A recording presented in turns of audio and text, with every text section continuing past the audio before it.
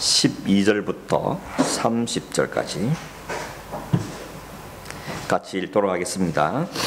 날이 새매에 유대인들이 당을 지어 맹세하되 바울을 죽이기 전에는 먹지도 아니하고 마시지도 아니하겠다 하고 이같이 동맹한 자가 40여 명이더라. 대장들과 장로들에게 가서 말하되 우리가 바울을 죽이기 전에는 아무것도 먹지 않기로 굳게 맹세하였으니 이제 너희는 그의 사실을 더 자세히 물어보려는 척하면서 공회와 함께 천부장에게 청하여 바울을 너희에게로 데리고 내려오게 하라. 우리는 그가 가까이 오기 전에 죽이기로 준비하였노라 하더니 바울의 생질이 그들이 매복하여 있다 함을 듣고 와서 영내에 들어가 바울에게 알린지라.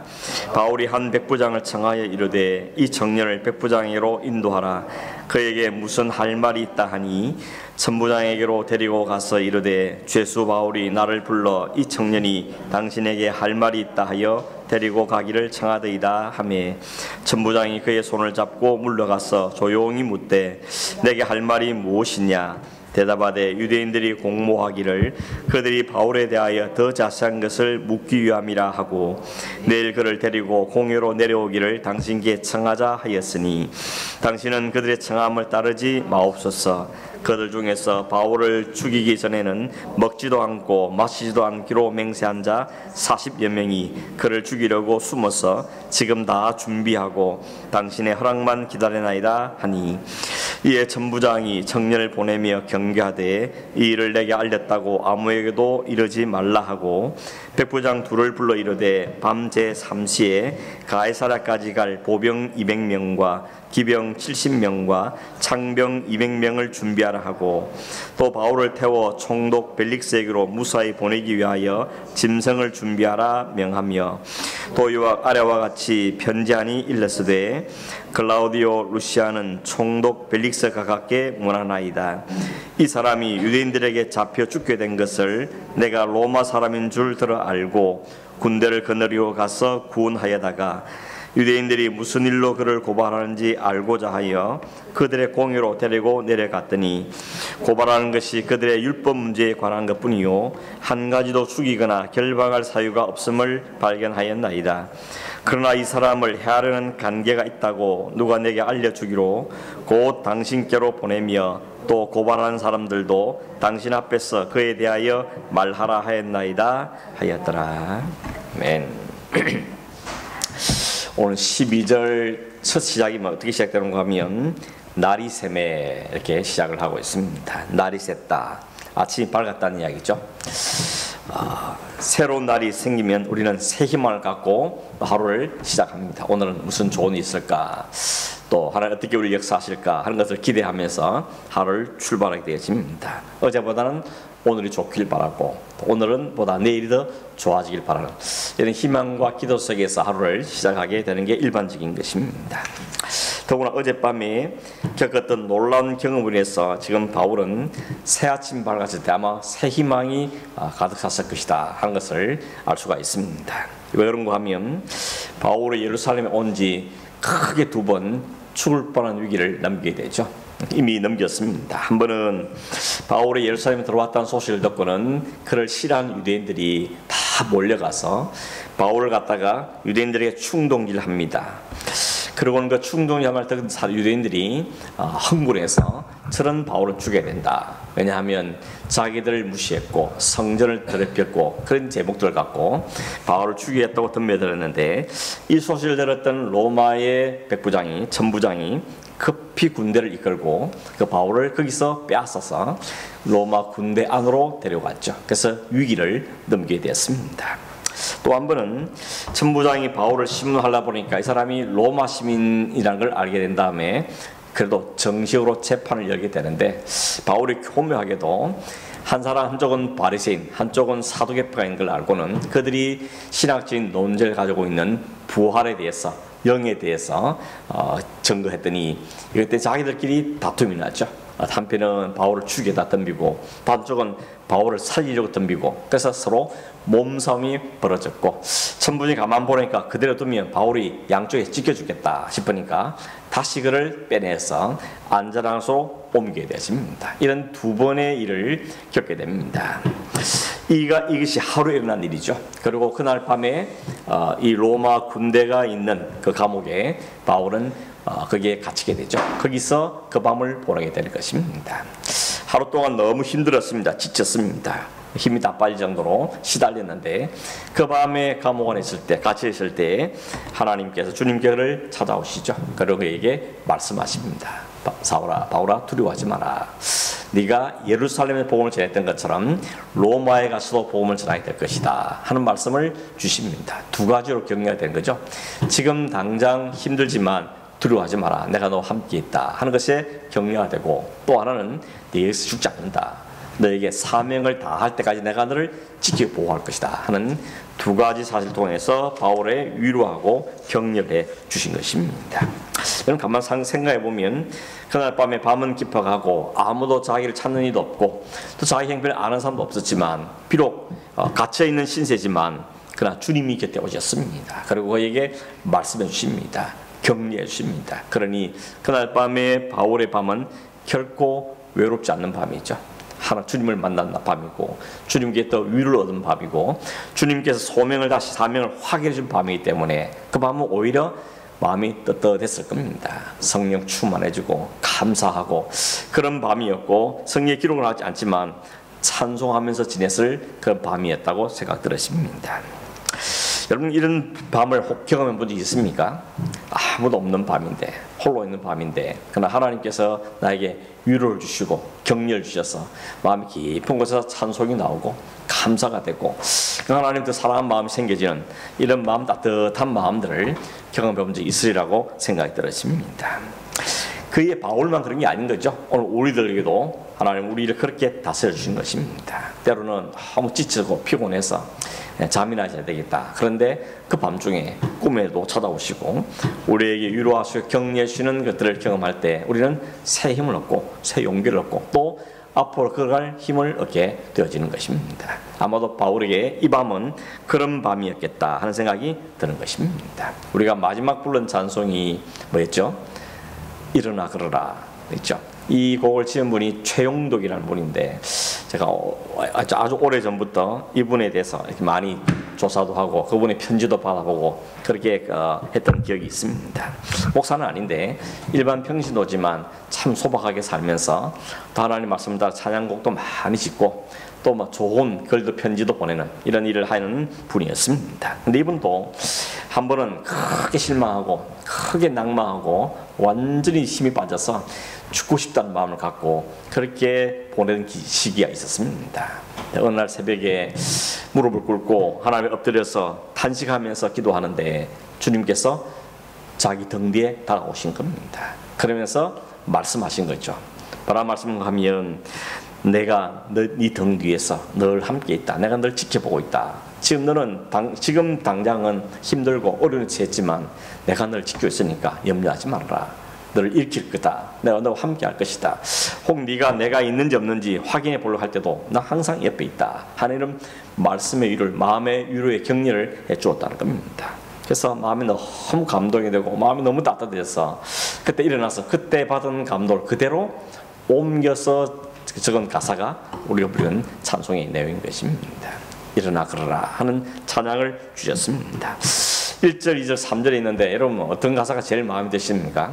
저는 3절이 항상 참 마음에 많이 와닿습니다. 3절이 어떻게 있는가 하면 나의 등 뒤에서 나를 도우시는 주, 때때로 뒤돌아보면 여전히 계신 주. 이 대목이 참 마음에 와닿습니다. 때때로 주님이 계신가 안 계신가, 너무 힘들 때, 너무 어려울 때 도대체 주님 계신가 안 계시는가, 이런 마음이 들어서 돌아봤더니 주님이 잔잔한 미소로 보시면서 나 여기 있다, 걱정하지 마라 라고 위로하시는 그 하나님의 은혜를 참 얼마나 감사한지 모릅니다. 사도 바울도 그런 마음을 보낸 겁니다. 너 힘들지, 지쳤지, 많이 시달렸지, 근데 내가 너와 함께 있다. 넌 떠나지 않는다. 내가 너를 반드시 사명을 이룰 때까지 너와 함께 할 거다. 이런 말씀을 들었을 때 아마 바울은 얼마나 큰 위로가 격려가 되었을까 하는 생각을 가지게 됩니다. 오늘 저와 여러분도 수시로 이 주님을 확인하고 이 주님을 또 위로를 받고 새 힘을 얻는 삶을 살기를 바랍니다. 말씀을 묵상할 때도 하나님 다가오시고요. 기도할 때도 우리에게 격려하시고 또 예배할 때도 하나님 우리에게 격려하셔서 우리가 살아있음을, 우리가 하나님 자녀임을, 또 우리가 부족함에도 불구하고 하나님 우리에게 다시 일으켜주시고, 심지어는 죄를 짓고 범죄하고 실수하고 그래서 낙심에 있는데도 불구하고 너 그렇게 약하지만 내가 널 사랑한다, 내가 너를 위해서 십자가를 짓지 않느냐 라고 우리에게 찾아오신 그 주님 때문에 또 힘을 얻고 또 용기를 얻고 또 새롭게 결심하고 이를 악물고 또 한 주님 말씀에 살아봐야 되겠다, 이런 겸실을 해가는 우리 삶인 것입니다. 그게 성도의 삶입니다. 처음부터 완벽한 사람도 없고 우리가 끝까지 달려가야 될 이유고 끝까지 성숙되고 단단해져야 되는 우리 성도의 삶인 것입니다. 여러분, 그렇게 밤을 보내나서 아침이 밝았다는 겁니다. 날이 새매 새날이 왔습니다. 바울이 아마 눈을 뜨고 하늘을 쳐다보고 바깥을 쳐다봤을 때 어제와는 다른 하늘일지 모릅니다. 아마 여러분 그런 경험 해보실 겁니다. 오늘 유난히 하늘이 맑고 유난히 하나님 함께하던 것 같고 이런 따뜻한 마음을 가지게 되는 경우가 있는 것이죠. 바울도 아마 새날이 밝았을 때 주님부터 반밤에 받은 그 은혜 때문에 너무 위로가 격려가 돼서 또 힘차게 하루를 살아봐야 되겠다, 이런 마음으로 하루를 출발했을 가능성이 많습니다. 근데 여러분, 바깥 현실은 어떠냐? 바로 이에 붙여서 어떤 말을 하고 있는가 하면 날이 새매, 바울은 지금 이렇게 충만해져 있는데 유대인들은 당을 만들었다 그럽니다. 무슨 당을 만들었다 그럽니까? 바울을 죽이기 전에는 먹지도 않고 마시지 않겠다, 여기에 같이 마음 모은 사람들이 모여서 당을 만드는데 그 인원이 40명이었다고 말하죠. 40명이 우리 바울 죽이기 전에 먹지도 말자 마시지도 말자, 이런 무서운 결의를 가지고 당을 만들었다는 것입니다.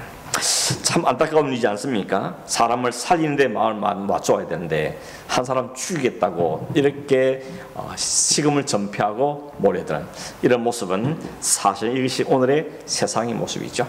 왜 그렇습니까? 마음에 안 든다는 거죠. 우리 마음에 안 든다. 왜 우리를 핀잔주냐? 왜 우리가 믿고 있는 것을 흩뜨리게 만들었냐? 왜 우리를 갖다가 업신여기냐? 이런 마음이 들면 죽이대로 덤비는 것입니다. 이게 오늘 세상의 모습인 것입니다. 특히나 여러분, 선거철 되면 더 그런 걸 보지 않습니까? 서로 죽이겠다 그럽니다. 무슨 원수가 졌는지 온갖 파묻은 그 약점들 덜추어내가지고 어쨌든 저를 죽이고 내가 살겠다는 이런 것이 오늘 세상의 모습이고, 이게 경쟁사회도 나타나고 있죠. 사업에도 직장사회도 서로 다른 사람 밟아야 내가 올라가기 때문에 이런 경쟁사회, 남을 죽이고 살겠다는 이런 세상의 모습, 이런 현실이 우리가 사는 세상의 모습입니다.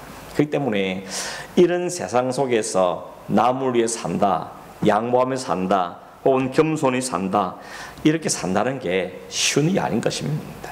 성도의 삶 자체가 쉬운 삶이 아닙니다. 세상에 살아가기는 쉽지 않은 삶인 것입니다. 사람은 다 자기 이익을 중심으로 살고 이기적인 생각을 살고 내 위치나 내 기득권과 내 포지션을 허물게 말하면 그냥 득달이 달라들어서 죽이겠다고 담배는, 이것이 오늘 세상의 모습인 것입니다. 이런 세상 속에 주님이 오신 거 아니겠습니까? 하나님께서, 하나님 아들께서 이 세상에 오십니다. 그런 그 혼탁한 세상 속에서 자신을 가르게다 찢기시는 겁니다. 그 세상 속에서 그 세상을 무너뜨리고 정복하는 것이 아니라 자신을 내어주심으로써 세상을 정복하는 이 역사를 이루시는 분이 바로 주님이십니다. 우리는 그 주님을 따라가는 사람들인 겁니다. 그러니 우리 이 세상에서 아무것도 하지 말고 늘 지기만 하고 그런 삶이 아니고 열심히 공부도 하고 열심히 경제해야 되겠지만 기본적으로 우리 마음속에는 주님을 따른 제자이기 때문에 악한 감정, 원수하던 감정을 내어버리고 주님을 따르는 겸손한 마음으로 또 믿음 주신 삶을 감당한 삶을 사는 것이 우리가 살아야 될 삶인 것이죠. 사도 바울도 완전히 그렇지 않습니까?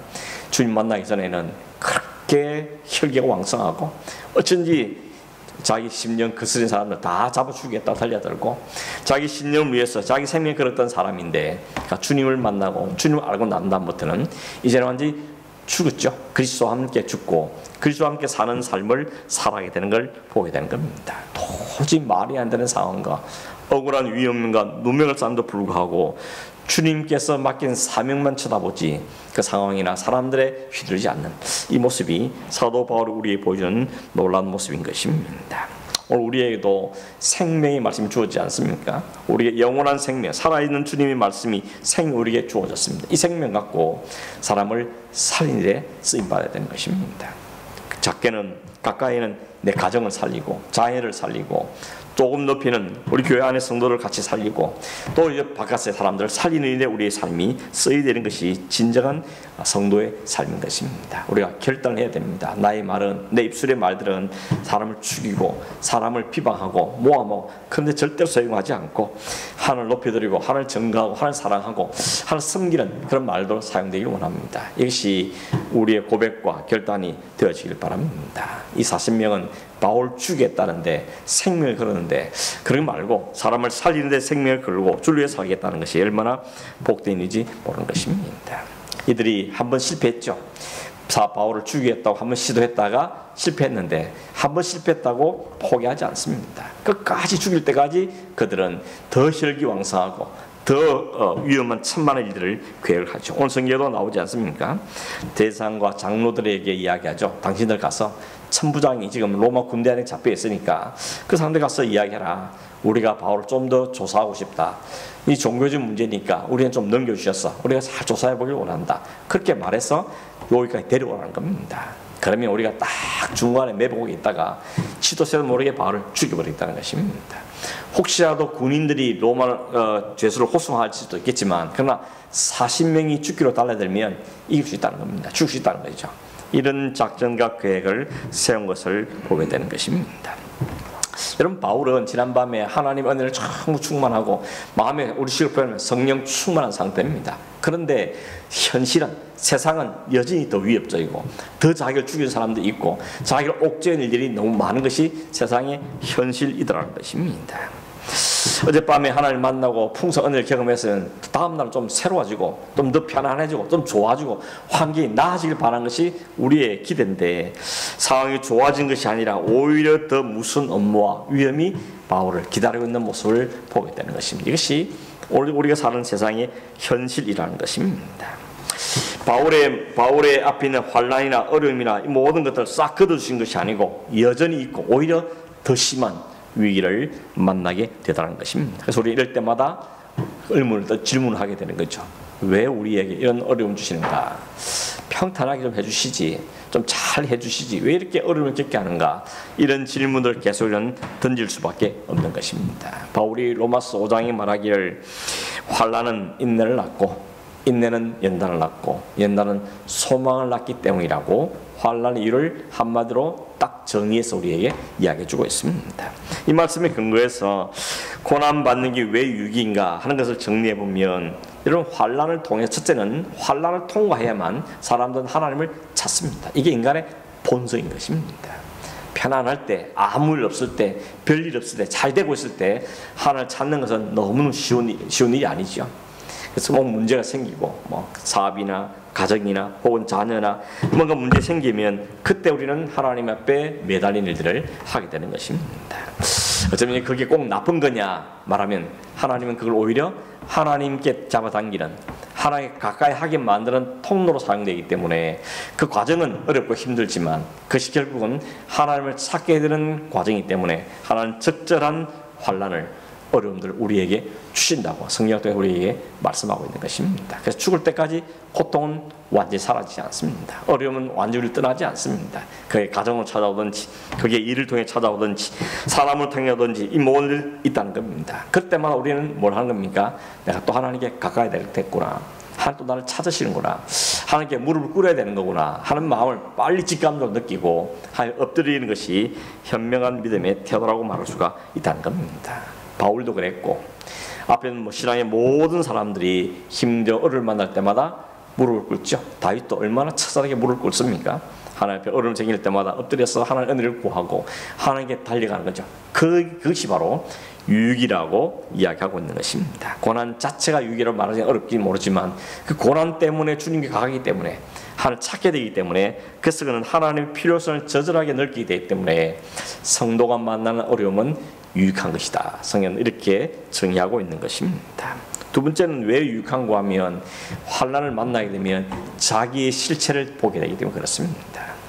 자기의 환난이나 어려움이 없을 때는 내가 좀 괜찮은 사람처럼, 잘하는 것처럼 착각할 때가 참 많습니다. 자기 힘으로 자기 실로 살고, 나만 하는 사람은 어디 있어, 나 정도면 괜찮지, 이런 생각들 하면서 살 때가 참 많은 겁니다. 그런데 고난과 환난을 딱 만나면, 현실의 문제에 부닥치면 내 영적인 수준이 어느 정도인지를 확 드러나게 되는 것이죠.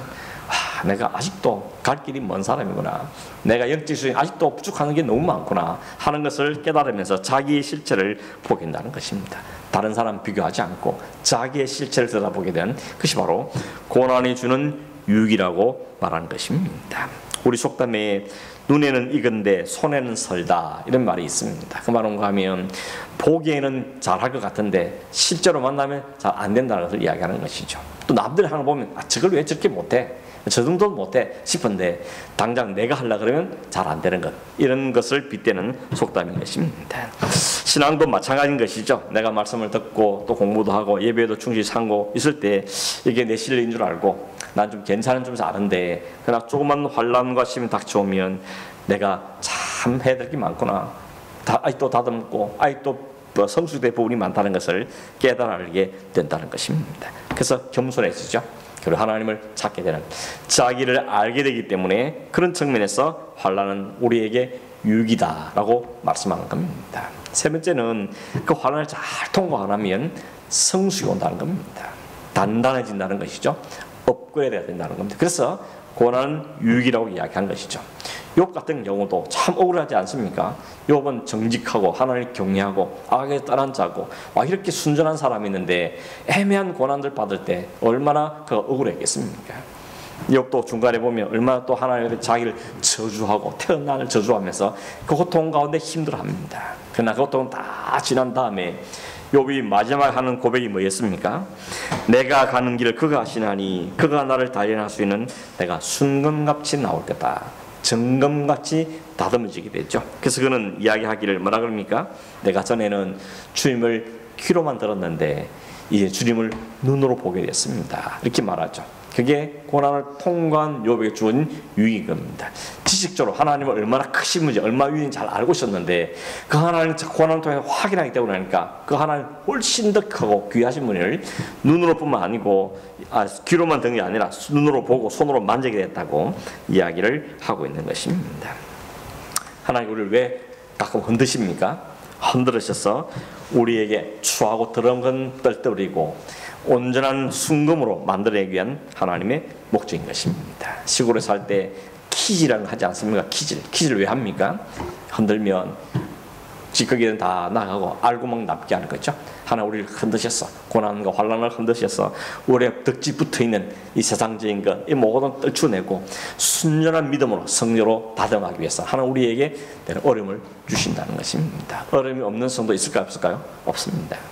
어려움을 겪지 않은 사람은 어떤 사람이라도 겪지 않은 사람은 없습니다. 왜냐하면 그것이 유익이기 때문에 주는 것이라고 성경은 우리에게 분명히 말씀하고 있는 것입니다. 우리를 레슨 시키는 거죠. 애들 왜 학교 보냅니까? 레슨 받고 오라고, 공부해서 배우고 오라고 하는 거죠. 하나님 우리를 영적인 신앙 학교에 집어넣으셔 우리를 레슨을 시키는 것이 바로 고난과 환난이고 어려움이고, 설사 고난과 환난이고 없다 할지라도 만나는 여러 가지 해결의 문제들, 또 고민하게 된 일들, 이를 통하여서 우리는 하나님을 더 의지하게 되고 자신의 약함을 깨닫게 되고, 그걸 경험할 때 하나님 도우셨다, 하나님 하셨다 하는 하나님에 대한 믿음이 더욱더 성숙되어가는 유익이 우리에게 있다는 것입니다. 그래서 여러분, 바울이 그날 밤에 큰 일 경험하고 나서 그날 눈을 떴는데 아침이 밝아왔는데 여전히 자기를 죽이는 사람이 더 많고 또 자기를 위해서 40명이 결집되는 걸 알게 되고 얼마나 가슴 떨리는 일들입니까? 근데 상황과 환경은 아무도 안 받고 오히려 더 위험해졌지만 바울의 마음이 달라졌습니다. 바울이 그들에 대한 태도가 달라진 것이죠. 어떻게 달라졌습니까?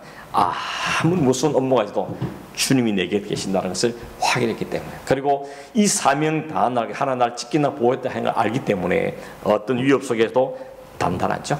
흔들림이 없는 것입니다. 이것이 이 지난밤에 하나님 경험한 바울이 준 축복인 것입니다. 우리가 말씀을 통해서 기도하며 예배하며 또 삶 가운데 하나님을 만나고 경험하게 되면 단단해지는 것입니다. 위험은 없지 않습니다. 계속 찾아옵니다. 그러나 그걸 대하는 우리 태도가 달라지는 것이죠. 우리가 그걸 대하는 마음의 자세가 달라지는 것이죠. 전에 같으면 막 호들갑 떨고 불안하고 걱정하고 염려하고 그런 마음이 먼저 확 집어드는데 이제는 와도 걱정이 안 되는 건 아니지만 그 속에서도 하나님 계시니까 주님 계시니까 주님께 기도해야 되겠다. 주의 도우심을 얻어야 되겠다. 이런 마음으로 담대한 마음으로 가게 되는 것을 보게 되는 것입니다. 그랬더니 하나님 정말 그러죠? 바울을 보호하지 않습니까?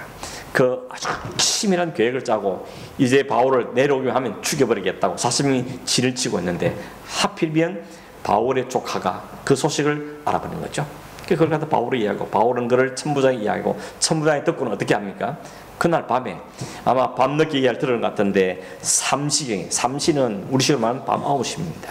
밤 9시에 갑자기 군대를 소집하죠.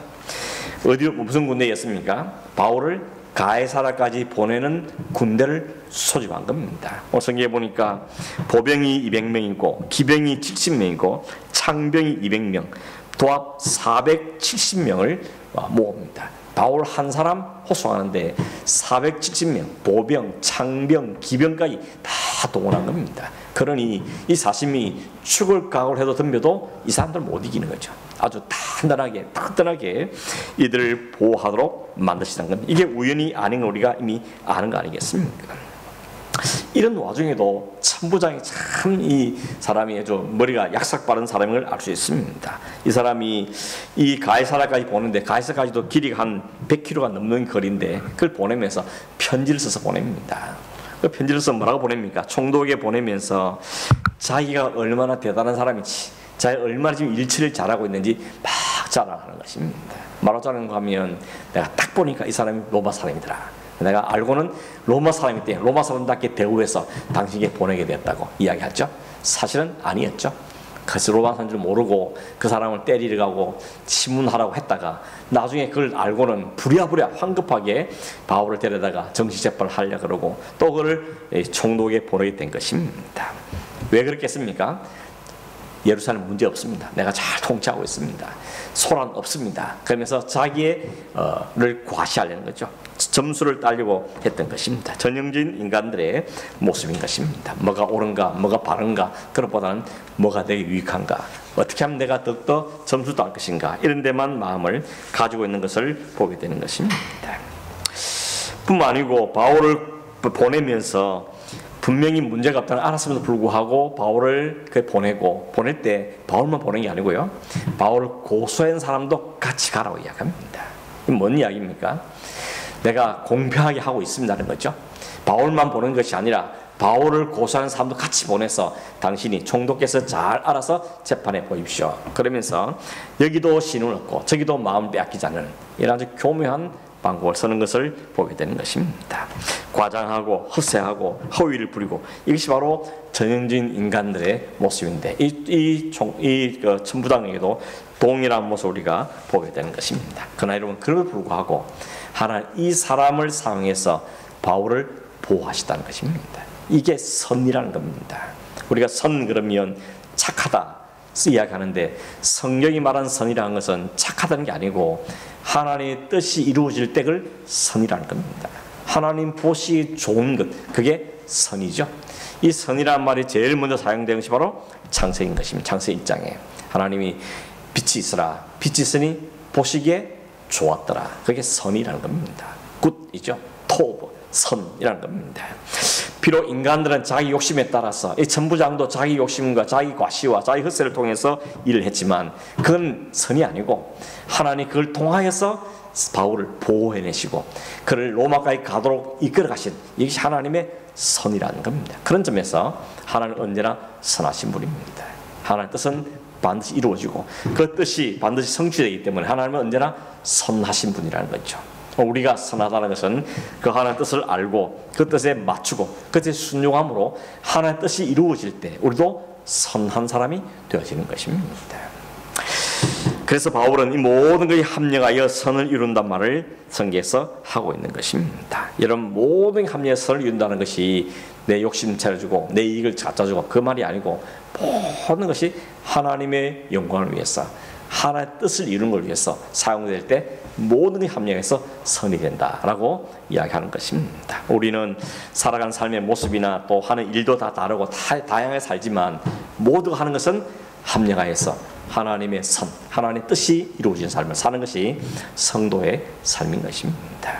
누가 뭐라든 간에 나는 주의 뜻을 이루기 위해서 주의 뜻 가운데 살기를 원합니다. 이것이 우리의 고백과 또 우리의 사명이 되어야 할 줄로 믿습니다. 이런 말씀을 오늘 기억하면서 우리가 같이 도전받고 또 생각하는 것은 하나님은 우리를 사랑하신다는 것, 우리를 곁에 계신다는 사실, 하나님의 뜻을 이루실 때까지, 우리 주신 사명을 다 이루실 때까지는 우리를 지키고 보호하시고 우리와 함께 하셔서 그 일을 이루셔야 하신다는 것이죠. 그러니 우리는 우리의 주신 모든 동원하여서 하나님의 뜻이 이루어진 데 쓰임받는 인생이 되어지고 주의 영광을 드러내는 데 쓰임받는 인생이 되는 것이 우리의 사명이고 또 소원이고 우리의 기도의 제목이 될 줄로 믿습니다. 그렇게 걸어가는 성도를 하나님 오늘도 옆에서 계시고 뒤에도 계시고 앞에도 계시며 우리와 함께 하시는 주님인 줄로 믿습니다. 이 주님과 함께 동행하는 우리 모든 성도의 삶이 되기를 간절히 바랍니다.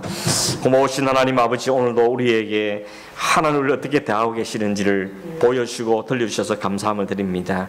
우리만 바라볼 때, 상황만 바라볼 때는 아득하고 또 앞이 캄캄하고 아무도 바뀐 것 없는 그런 세상에 우리가 살고 오히려 더 악해져가고 더 위험해진 세상에 우리가 살고 있지만 하나님 우리를 향하여선 사명이 있고 하나님 우리를 이끌어가신 길이 있기에 주님 우리를 보호하시고 함께 하시며 우리를 통하여서 하나님의 뜻을 이루어 가신다는 사실을 우리가 늘 기억하고 이 소망을 붙잡고 살아가는 저희 되게 하여 주시옵소서. 원하옵는 우리가 하나님의 뜻이 나를 향한 한 뜻이 무엇인지를 잘 깨달아 알 수 있는 마음을 주시기를 원하고 매일매일 일상의 삶 속에도 하나님을 바라보고 하나님을 알고 하나님과 동행하는 믿음의 삶을 살아갈 수 있는 저희 되도록 이끄시고 인도하여 주시기를 원하고 넘어질 때 일으켜 주시며 잘못 판단할 때 깨달음을 주시고 우리를 바른 길을 가도록 지켜주시고 주님 주시는 모든 환경을 통해서 더 아름다운 믿음의 사람으로 성숙되자고 세워져가는 우리 모두가 되도록 축복하여 주시옵소서. 걸어가신 예수님의 이름으로 기도하옵나이다. 아멘. 하늘에 계신 우리 아버지여, 이름이 거룩히 여김을 받으시오며 나라가 임하옵시며